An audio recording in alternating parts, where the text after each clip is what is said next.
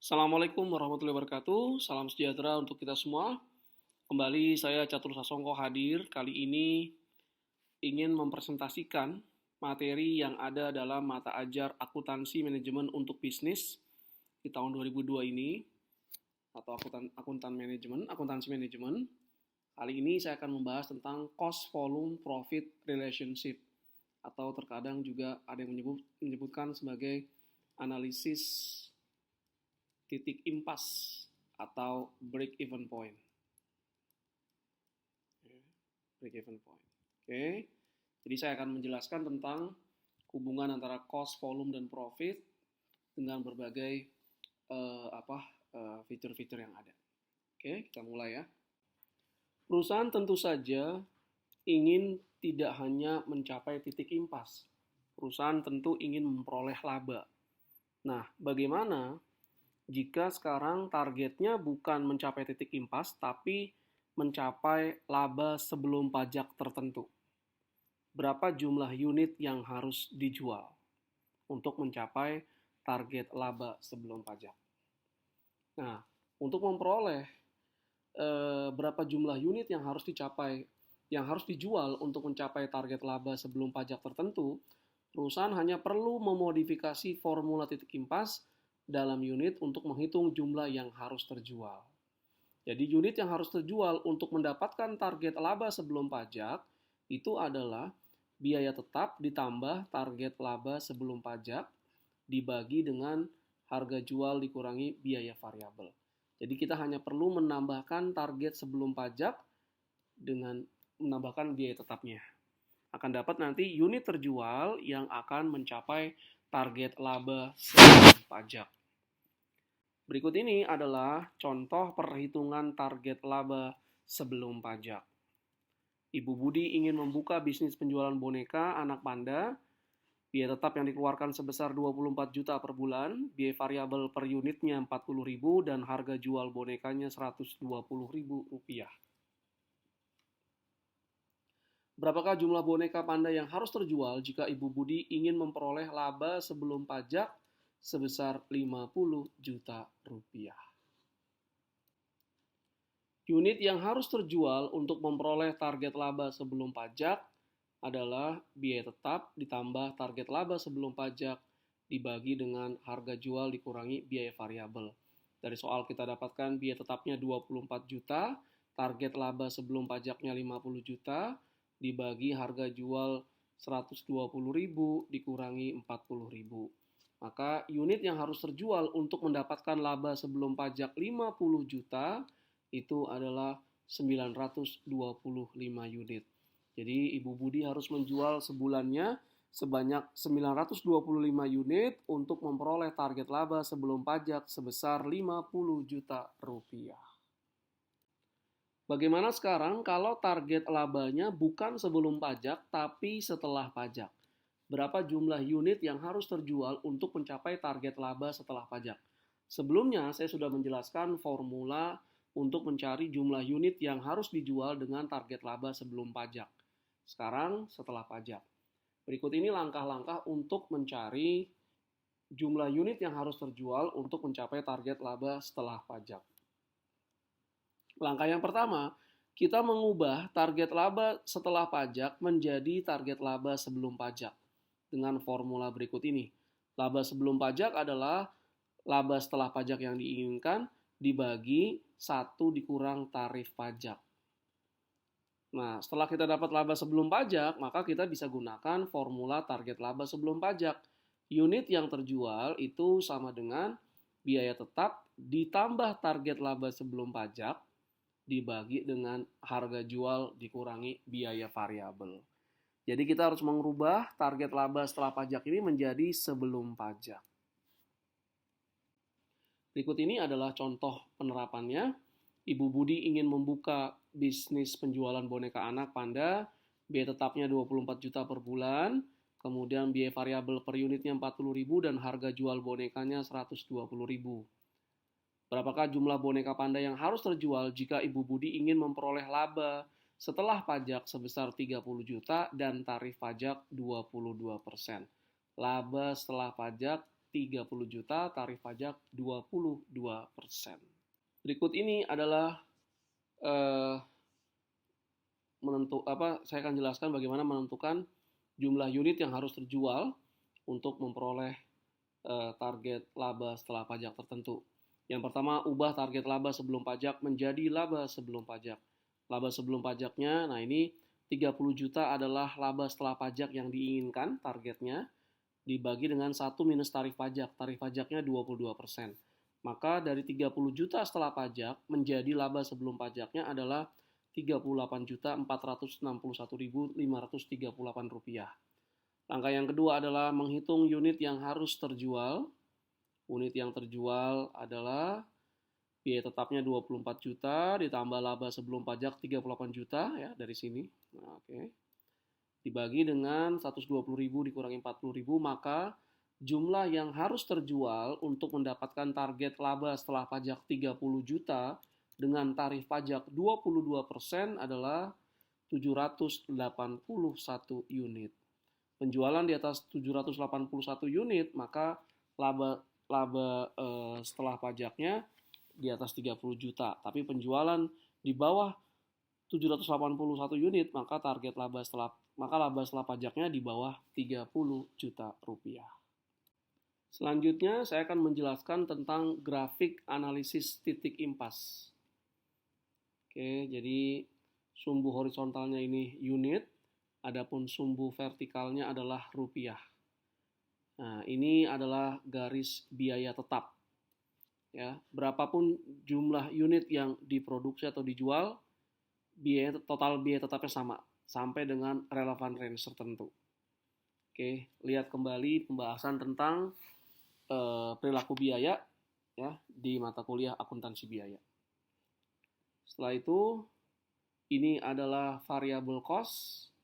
Jika unit yang dihasilkan 0, yang dijual 0, maka variable cost-nya pun 0.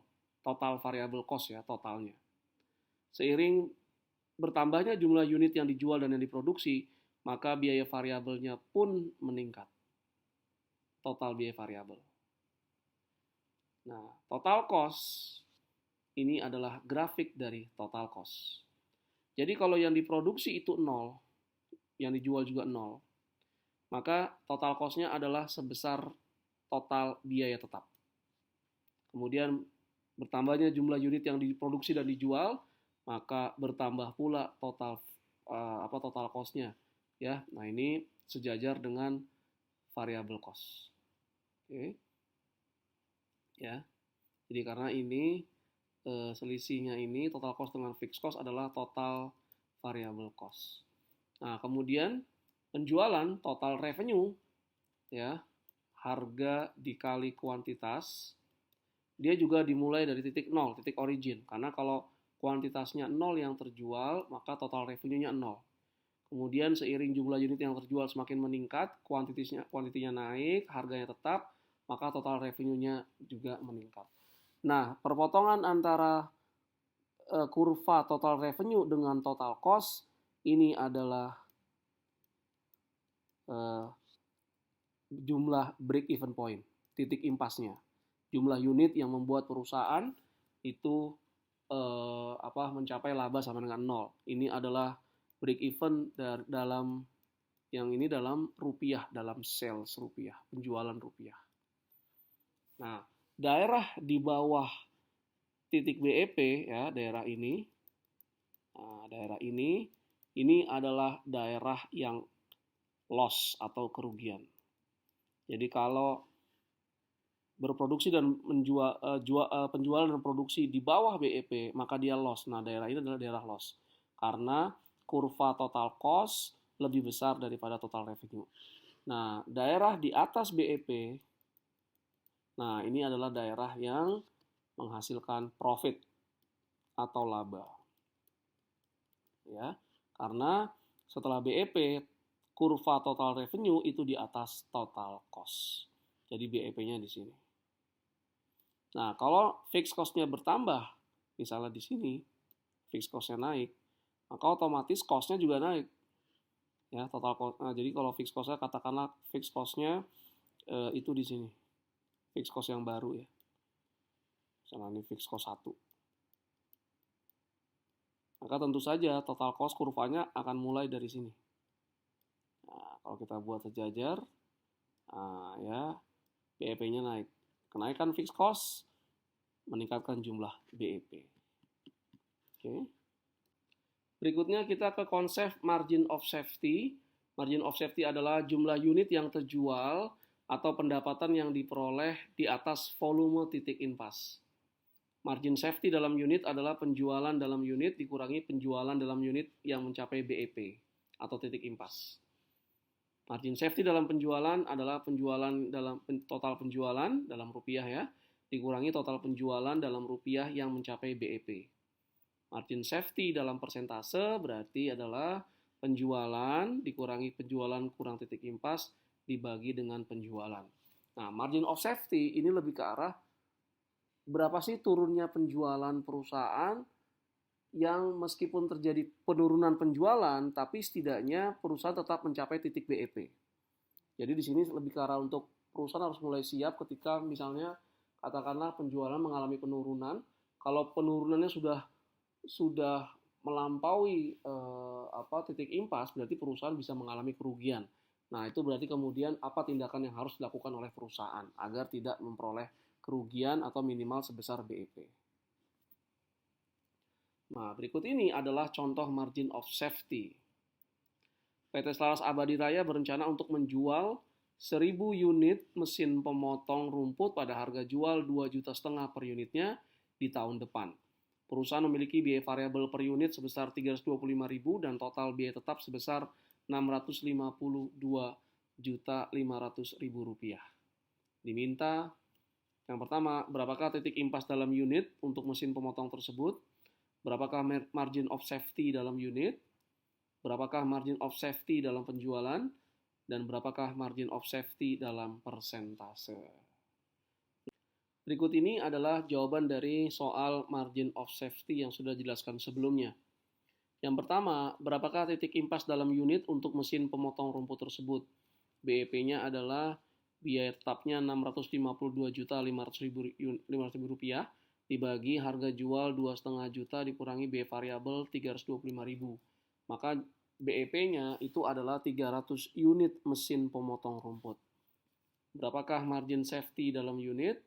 Margin safety dalam unit penjualan mesin pemotongnya adalah 1.000 unit, BEP-nya ada 300 unit. Jadi margin of safety dalam unit 700 unit.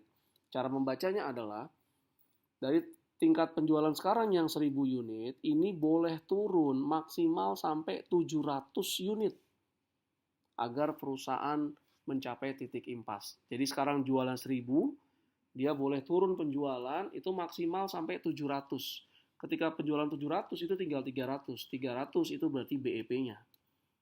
Kalau turunnya penjualan dalam unit itu lebih dari 700, maka perusahaannya rugi. Kalau kurang dari 700, perusahaannya masih untung. Berapakah margin of safety dalam penjualan? Margin of safety dalam penjualan, margin of safety dalam unit, 700 unit kali harga jualnya 2,5 juta. Maka 1.750 juta. Nah, cara membacanya adalah penjualan boleh turun itu maksimal sampai 1.750 juta.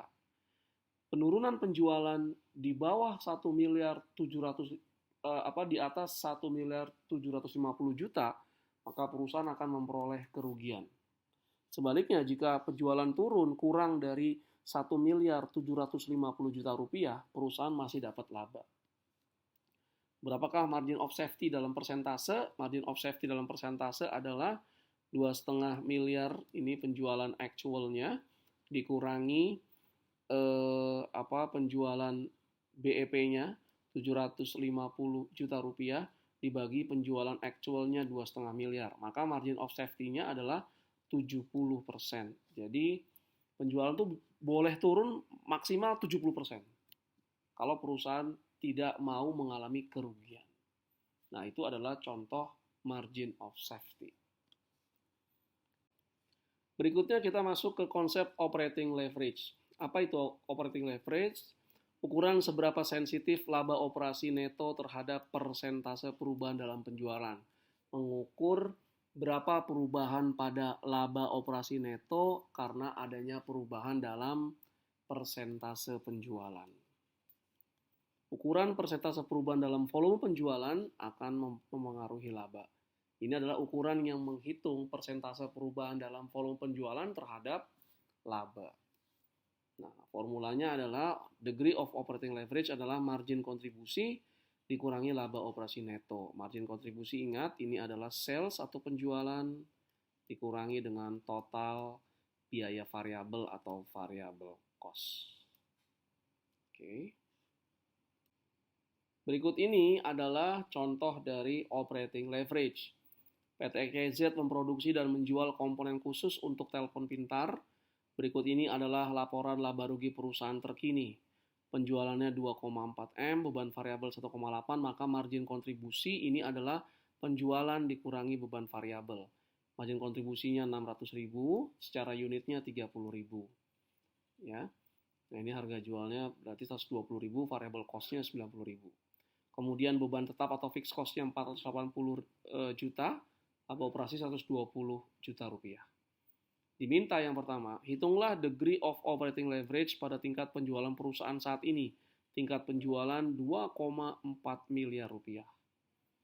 Asumsikan bahwa penjualan perusahaan naik 10% di tahun depan. Berapakah persentase kenaikan laba operasi perusahaan? Oke, jadi degree of operating leverage itu formulanya adalah total margin kontribusi dibagi dengan laba operasi. Nah, untuk soal ini, berarti DOL-nya adalah margin kontribusi dibagi dengan laba operasi. Margin kontribusinya tadi kita dapat 600 juta dibagi laba operasinya adalah 120 juta. Maka degree of operating leverage-nya itu adalah 5 kali. Jadi margin kontribusinya itu 5 kali laba operasi. Ya. Nah, berapa kenaikan dalam labanya? Kenaikan dalam laba itu adalah degree of operating leverage dikali dengan kenaikan dalam penjualan secara persentase. Degree of operating leverage-nya itu adalah 5, sudah kita hitung sebelumnya. Adapun kenaikan dalam penjualan yang diperkirakan adalah 10%. Maka kenaikan dalam laba operasi itu adalah 50%.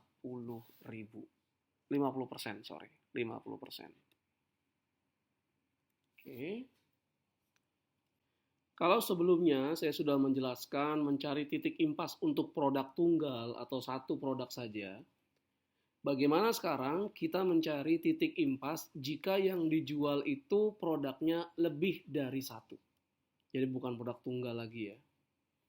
Nah, untuk mencari titik impas bagi produk yang dijual lebih dari satu, kita harus menggunakan istilah bauran penjualan atau sales mix, mengacu kepada proporsi relatif atas produk-produk perusahaan yang terjual.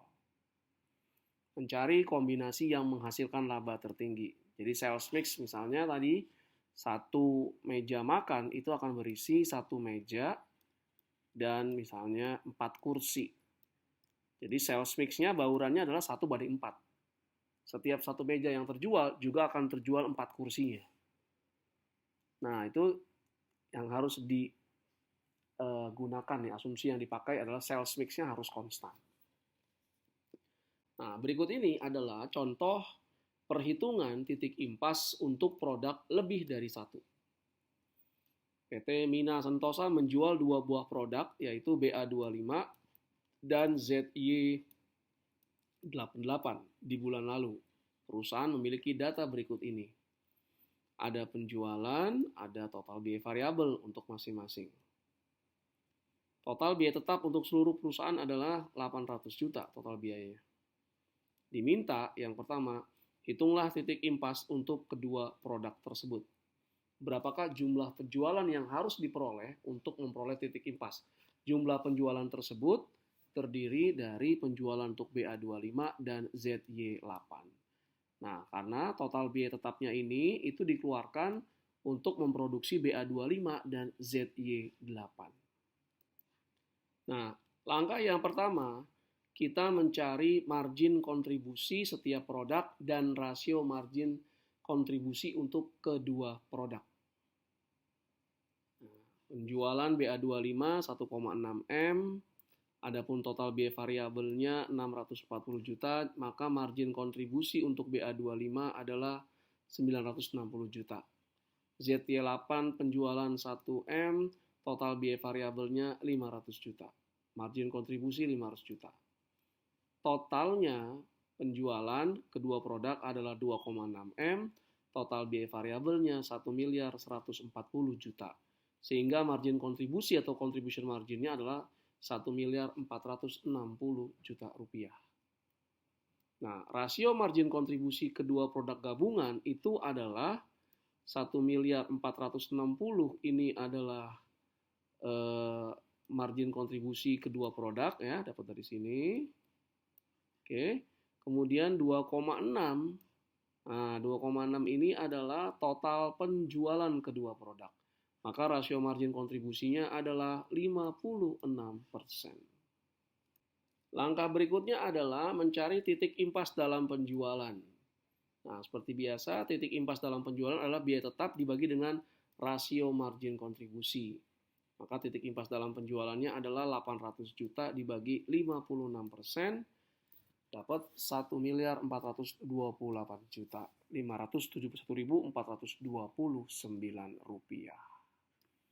Nah, penjualan dua produk ini ketika mencapai 1.428 juta 571.429 akan mencapai titik break even point.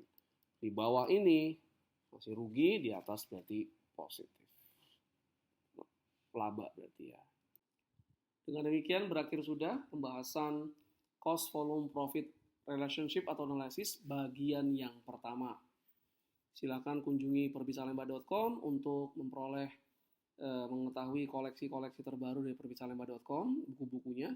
Kemudian silakan kunjungi e-learning perbisalemba.com. Nah, ini yang terkait adalah e-learning akuntansi manajemen. Nah, di sini Anda akan dapat video pembelajaran, kemudian juga ada soal-soal yang Anda bisa kerjakan mandiri, dan nanti diberikan juga pembahasan lengkapnya, komprehensifnya, dan ada persiapan menghadapi ujian akhir semester. Ya. Kemudian kalau Anda ingin mengetahui training apa saja yang ada di perbisalemba.com, silakan kunjungi training perbisalemba.com. Dan jika Anda ingin membeli buku-buku original terbitan dari Penerbit Salemba yang di dalamnya sudah termasuk ada e-learningnya, silakan beli secara daring melalui lextikabookstore.com. Terima kasih atas segala perhatiannya. Mohon maaf jika ada berbagai kekurangan. Assalamualaikum warahmatullahi wabarakatuh.